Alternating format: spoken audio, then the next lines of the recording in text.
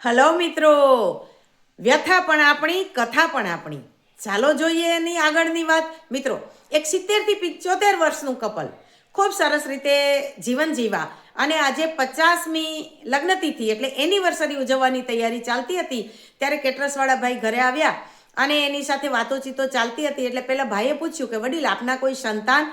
ત્યારે પહેલાં ભાઈએ કહ્યું ઘરધણીએ કે હા છે ને, મારે એક દીકરો છે અને એ દીકરાના લગ્ન પણ થઈ ગયા છે, પરંતુ કોઈ કારણસર એમને એમની પત્ની સાથે ભળતું નથી, એટલે એણે ડિવોર્સ પેપર ફાઇલ કરેલા છે. એના કેસની આજે તારીખ હોવાથી આજે એ ત્યાં ગયો છે, પણ સાંજે તો આવી જશે, પ્રસંગમાં તો એ હાજર હશે. મિત્રો, જ્યારે આ વાત સાંભળીએ ત્યારે વિચાર આવે કે જેણે લગ્ન જીવનની 50 વર્ષની મંજિલ કાપી નાખી, એનો જ દીકરો છે એ લગ્નના 1 કે 2 વર્ષમાં ડિવોર્સ લેવાની તૈયારી કરે છે. એનો મતલબ એ થાય કે આપણી પાસે તો ધીરજ, સમજણ, સહનશક્તિ, સમજશક્તિ બધું હતું, પણ એ કદાચ આપણે થોડું ઘણું પણ ટ્રાન્સફર કરવામાં ક્યાંક કાચા પડ્યા છીએ, અથવા તો સંતાનો એ વસ્તુ છે એને સ્વીકારવામાં પાછા પડ્યા છે. કારણ ગમે તે હોય, પણ એનું પરિણામ તો આખી પેઢીને ભોગવવું પડશે. ત્યારે મિત્રો વિચાર આવે કે મા બાપ તરીકે આપણી ફરજ છે કે બાળકોને સાચી વાત કહેવી, એને સમજાવવા. એ માને ન માને પછીની વાત છે, પણ સાચી વસ્તુ તેમના સુધી ન જ પહોંચાડીએ તો આપણે વાવણી કરી નથી.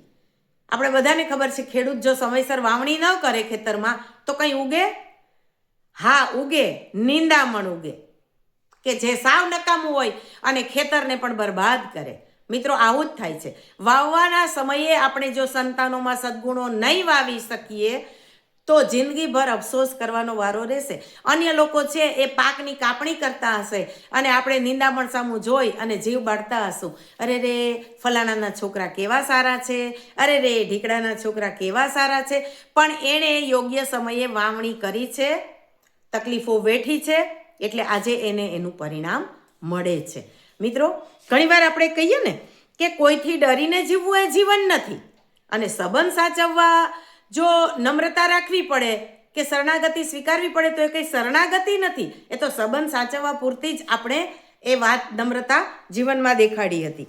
કેવળ ઘમંડમાં જીવવું એ પણ જીવન નથી, અને નમ્રતા એ તો ઉર્ધ્વગતિ છે, અધોગતિ નથી. કોઈને નમવું એ ભલે આપણે ફિઝિકલની નમીએ છીએ, પણ એ આપણી ઉર્ધ્વગતિ છે, એ આપણને અપ લઈ જાય છે. તો મિત્રો, આપણા બધાના જીવનમાં આપણને એવું લાગે કે 1 રૂપિયો બચાવવાથી કંઈ આપણે પૈસાદાર થઈ જઈએ? ના થઈ જઈએ, બધા સમજે છે. પરંતુ 1 રૂપિયો બચાવ્યો એટલે બચત કરવાની જે ટેવ પડી, એ ટેવને લીધે આપણે ભવિષ્યમાં ઘણા બધા પૈસા ભેગા કરી શકશું. એવી જ રીતે એક દિવસમાં કંઈ જિંદગી બદલાઈ જાય? ના બદલાય, સ્વાભાવિક જ છે. પરંતુ એક દિવસ સારી ટેવ પાડી, એક દિવસ જીવનમાં કંઈ બદલ લાવ્યા, કંઈક સારો બદલ લાવ્યા, એ જે જીવનમાં બદલ લાવવાની જે ટેવ પડે, એ ટેવના હિસાબે આપણી જિંદગી છે એ અમુક વર્ષો પછી બદલાઈ જાય. ઘણી બધી કુટેવો નીકળી જાય, ઘણી બધી નેગેટિવિટી નીકળી જાય, પરંતુ આ બધા માટે પ્રયત્ન કરવો પડે. અને મિત્રો, છેલ્લી વાત, મિત્રો, આપણા વાણી, આપણું વર્તન, આપણા વિચાર એ આપણી પોતાની કંપનીની, આપણી ખુદની પ્રોડક્ટ છે. અને આપણી ખુદની પ્રોડક્ટ છે, એની ગુણવત્તા આપણે જેટલી ઊંચી રાખશું એટલી એની કિંમત આપણને ઊંચી મળશે.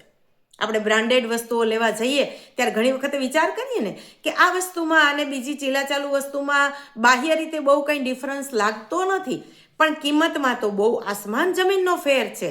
કારણ કે એ પ્રોડક્ટ છે એ બ્રાન્ડેડ છે, એની બ્રાન્ડ છે, એની વેલ્યુ એટલી છે કે એની કિંમત એટલી છે, અને લોકો એટલી ઊંચી કિંમત ચૂકવીને પણ એ બ્રાન્ડને પસંદ કરે છે, એ લોકો એ બ્રાન્ડની વસ્તુઓ વાપરે છે. તો મારી વાણી, મારો વિચાર, મારું વર્તન એ મારી પોતાની બ્રાન્ડ છે, તો હું એની જો ગુણવત્તા નબળી રાખીશ તો મને એની કિંમત નબળી જ મળવાની છે. તો ચાલો ને સાથે મળીને આપણી જ કથાને, આપણી જ વ્યથાની આ વાતની અંદર આપણે એવું નક્કી કરીએ કે મારા વાણી, વિચાર, વર્તન, એની બ્રાન્ડ, એની ગુણવત્તા હું ક્યારેય નબળી નહીં થવા દઉં, ક્યારેય એની નીચી ગુણવત્તા નહીં થવા દઉં. અને જો એની ગુણવત્તા ઊંચી રાખશું તો આજે નહીં પણ ભવિષ્યમાં આપણને એની ઊંચી કિંમત મળશે ને મળશે જ. આ વાત મિત્રો કદાચ આપણને એમ લાગે કે ખોટી છે, પણ આ વાત 100% સાચી છે અને મારો ખુદનો આ અનુભવ પણ છે. તો ચાલો આજની વાત પૂરી કરીએ અને કાલે તો એક એવો એપિસોડ તમારી સામે લઈને આવવાની છું કે જોઈને કદાચ તમારી આંખ ભીની થશે. મારી આંખ તો ભીની અત્યારથી થવાની તૈયારી છે. મને એવું લાગે છે કે હા, આવતીકાલનો એપિસોડ એટલે અફલાતુન, લાજવાબ, જોવાનું ચૂકતા જ નહીં એવો એપિસોડ કાલે આપણે સાથે મળીને અનુભવીશું અને સાથે સાથે ભાવ અને પ્રેમના આંસુમાં તરબોળ થઈશું. ચાલો હું એમની તૈયારી કરવા માંડું. ચાલો ત્યારે સૌને બાય બાય.